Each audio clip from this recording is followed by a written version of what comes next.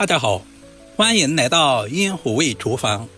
炒四季豆到底是焯水还是过油还是直接下锅炒，很多朋友总是在纠结。今天把最简单又好吃的做法分享给大家，让你在家里面也能吃出饭店的味道。准备500克左右的四季豆放在大碗中，加入一大把的食盐，约好倒满多一点的清水。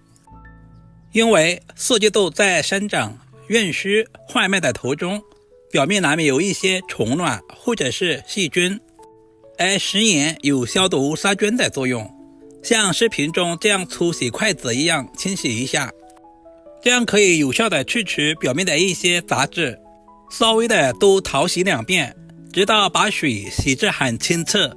接下来我们要来处理一下，像视频中这样把四季豆掐头去尾。这一步的目的是把四季豆的筋膜给处理干净。今天的四季豆特别的鲜嫩，几乎没有什么筋膜。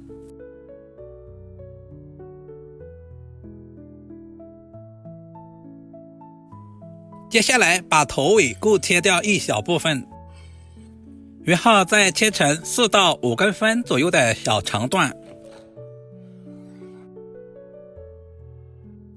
全部切好放在大一点的碗中。接下来就是关键的一步，往四季豆里面加入1大勺的食盐，再次加入多一点的清水。像这种豆类食材在生长的过程中难免有虫卵，用淡盐水浸泡一下，可以把这些虫卵浸泡出来，放在一旁浸泡10分钟左右。接下来准备一小块瘦肉切成厚片，然后再切成稍微细一点的肉丝。四季豆里面加一些瘦肉，不仅增加了营养，同时丰富了口感。其实肉丝也不是越细越好，因为如果切太细的话，在腌制的过程中很容易断，但是尽可能的切均匀一些，全部切好放在碗中。接下来简单的腌制一下，加入少许的食盐、胡椒粉、生抽酱油调味，下手抓拌均匀，使调味料完全化开，抓拌2分钟左右，抓至有一些粘手。接下来加入准备好的水淀粉，再次下手抓拌均匀，使每一根肉丝的表面都能够吸收到水淀粉。只有让肉丝吸足了水分，炒出来就不会塞牙，这也是饭店不外传的小技巧。最后加入少许的芝麻香油增加香味，同时还可以锁住肉丝的水分和营养不容易流失，在炒制的过程中也不容易粘连。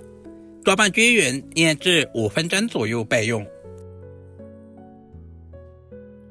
现在的四季豆也已经浸泡好了，万一有虫卵的话也已经浸泡出来了。经过这样处理一下，我们吃着也更加的放心。倒在漏勺里面，充分的控干水分。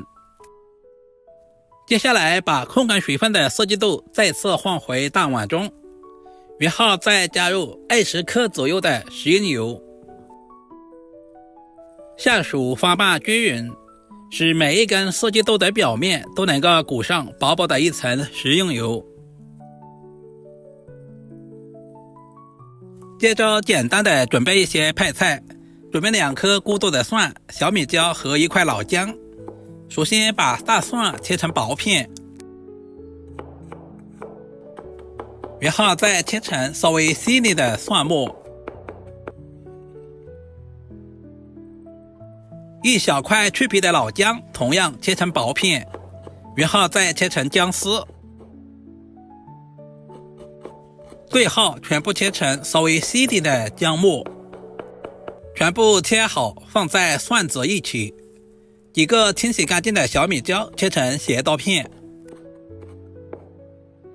小米椒不仅可以增加辣味，同时还可以搭配颜色，如果吃不了太辣的也可以不用放。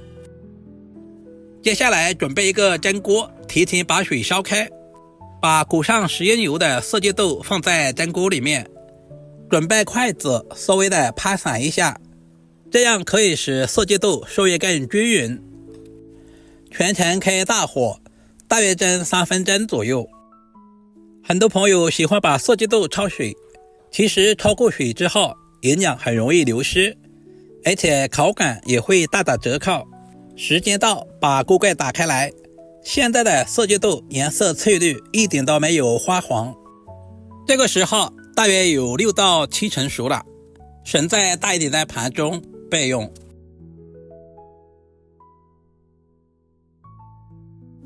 起锅加入少许的食用油，油温烧至2成，把腌制好的肉丝直接倒在锅中，用筷子快速的拍散开来。一般我们在饭店都是过油，自己在家里面就像视频中这样不停的翻动，把肉丝炒至变色。这里一定要记住，炒制的时间不能太长，大约在10秒左右就可以啦。这也是肉丝鲜香滑嫩的主要原因。锅留底油，下入切好的姜蒜小米椒，开小火把姜蒜炒出香味，小米椒炒出辣味。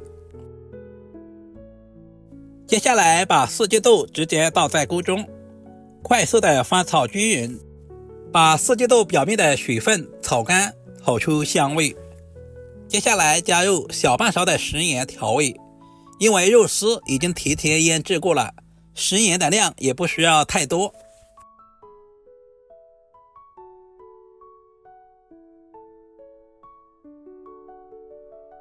接下来把炒好的肉丝直接倒在锅中，开大火快速的翻炒均匀。亲爱的朋友们，视频都看到这里了，借您发财的小手点个赞再走呗。非常感谢您一直以来的支持与鼓励。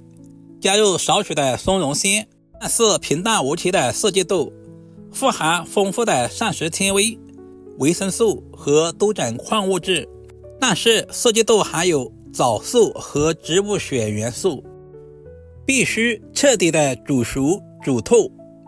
如果半生不熟，很容易引起中毒，这一步特别的关键。所以我们尽可能的多炒一会儿，炒制成视频中这样就可以出锅装盘了。